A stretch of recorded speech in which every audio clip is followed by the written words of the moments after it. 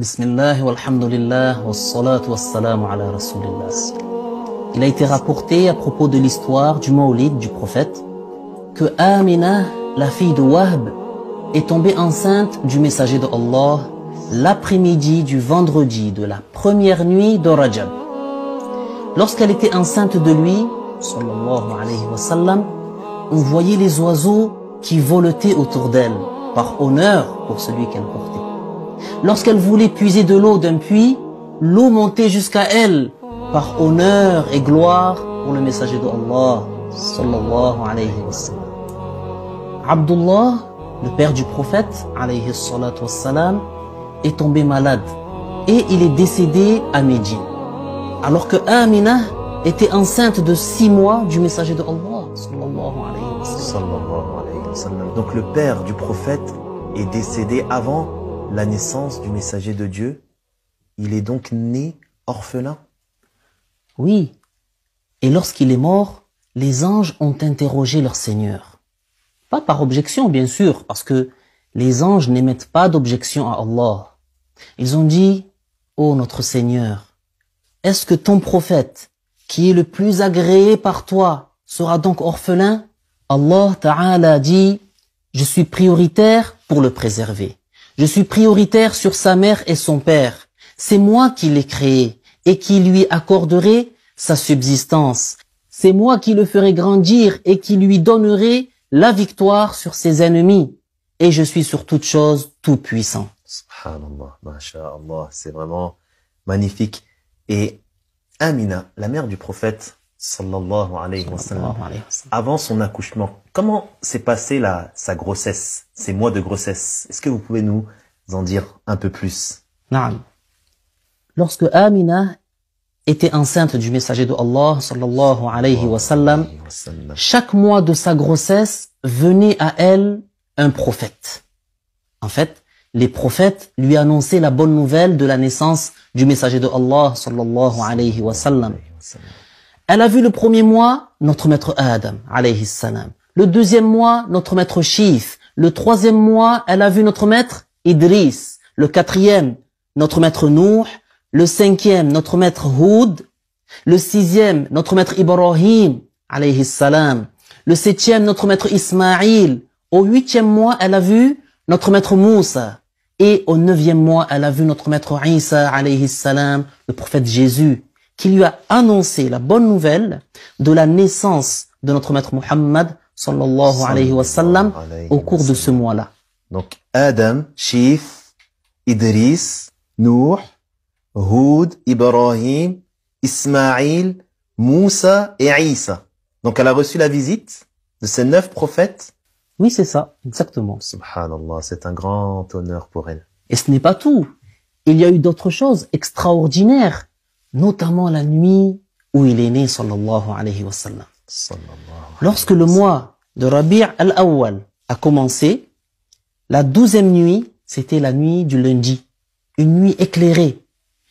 Abdul Muttalib, le grand-père du prophète, sallallahu alayhi wa sallam, est sorti faire les tours autour de la Kaaba avec ses fils. Amina est restée seule dans la maison, sans personne à ses côtés. Abdul Muttalib a refermé la porte de crainte que quelqu'un ne vienne à elle. Donc Amina était seule, elle n'avait personne pour l'assister au moment de son accouchement. Attendez, écoutez bien la suite avec attention. Elle a dit, je suis restée là et j'ai entendu un bruit entre le ciel et la terre. J'ai vu un ange immense qui portait 3 drapeaux. Il a mis le premier en Orient, le deuxième en Occident et le troisième sur Al-Bayt al-Haram, la Kaaba. Amina a dit, lorsque ce fut la nuit du 12e jour de Rabi' al-Awwal, j'ai su que celui qui était dans mon ventre voulait descendre. C'est alors que j'ai vu 4 femmes de grande taille, comme si elles étaient des lunes radieuses. Elles embaumaient un parfum magnifique. Masha'Allah. Elle a dit, je n'ai pas ressenti ce que ressentent les femmes lors de l'accouchement. Sauf que je transpirais beaucoup et c'était comme du musc. chose à laquelle je n'étais pas habitué auparavant. Je me suis plaint de la soif. C'est alors qu'un ange m'a amené une gorgée d'eau dans un récipient en argent. C'était une boisson plus douce que le miel, plus fraîche que la neige et d'une meilleure odeur que le musc. Je l'ai prise et je l'ai bu. C'est alors qu'une lumière m'a inondé. J'ai été étonné et je me suis mis à regarder à droite et à gauche. Tandis que j'étais assise, voici qu'un magnifique volatile blanc est venu et a passé ses ailes sur mon ventre en disant « Inzil ya Rasulallah » Descends, ô messager de Allah.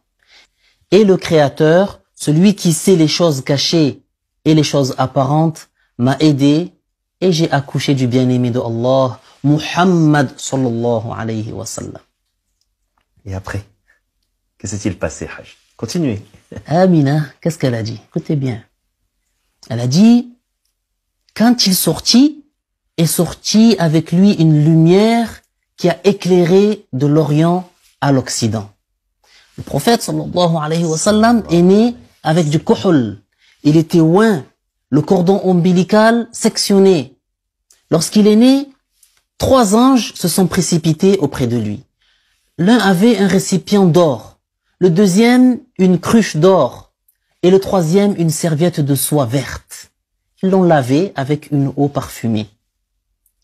Elle a dit également, lorsque j'ai accouché du messager de Allah, sallallahu alayhi wa sallam, je l'ai vu la tête levée vers le ciel y dirigeant son doigt. Il y a ici une indication à la glorification de Allah. Et cela ne veut pas dire que Allah est en direction du haut, parce que Allah n'a pas besoin des créatures et les directions, ainsi que les endroits, sont impossibles au sujet de Allah. Donc, l'ange Jibril l'a pris. Les anges se sont envolés en le portant avec eux.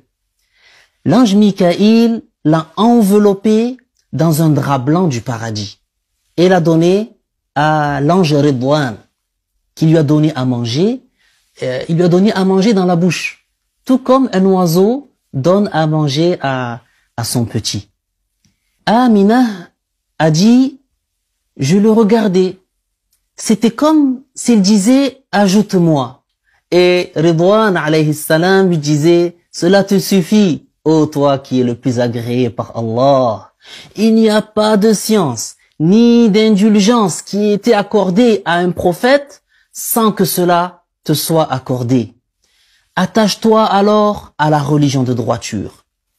Celui qui suivra ce que tu dis et ta loi sera rassemblé dans ton groupe. C'est alors que quelqu'un a dit, tournez avec lui aux orients de la terre et à ses occidents et faites-le passer aux endroits où sont nés les prophètes, alayhimus salam. Donnez-lui la distinction de Adam, la connaissance de Shith, la douceur de Nuh, le dévouement total pour l'adoration accordé à Ibrahim, la satisfaction de Ishaq, l'éloquence de Ismaïl, la sagesse de Luqman, la patience de Ayyub, la belle voix de Daoud, la force de Moussa, l'ascétisme de Isa, la compréhension de Sulaiman, la médecine de Daniel, le respect qu'inspirait Ilyas, la préservation de Yahya, l'acceptation de Zacharia, et enveloppez-le des caractères des prophètes et couvrez-le.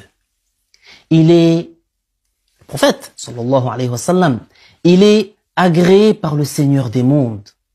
Honneur à qui s'est occupé de lui. Honneur à qui l'a allaité. Et honneur aux maisons qu'il a habitées. Voilà, en résumé, ce qui est arrivé lors de la naissance du messager de Allah, sallallahu alayhi wa sallam. Tout cela indique et montre son degré élevé.